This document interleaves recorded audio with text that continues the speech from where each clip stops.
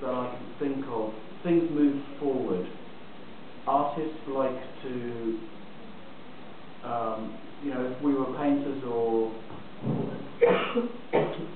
writers or whatever, I don't think anyone really likes to imitate what has gone before. If you think of classical music, you know, no one really tries to write like Mozart anymore.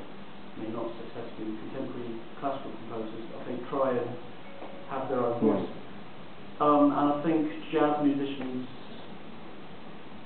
most jazz musicians try and do that. I feel when I'm playing jazz standards, and I grew up playing that music,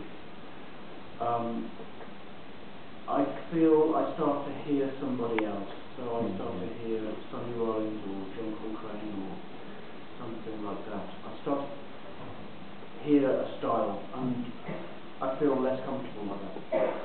So that's my reason why I'm happy to move away. And I feel like, you know, if I play original music, whether mine or Mario's or, you know, people like us, then I feel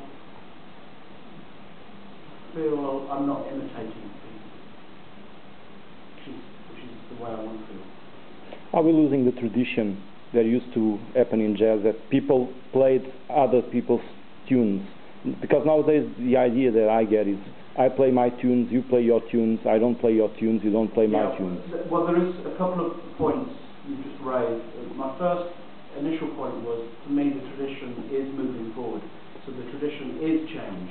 Mm-hmm. So I think I am in the tradition. But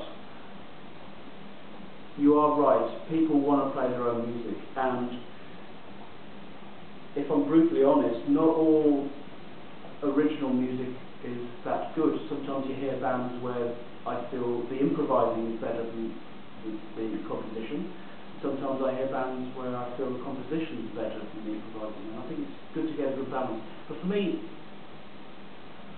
I just want to hear good music.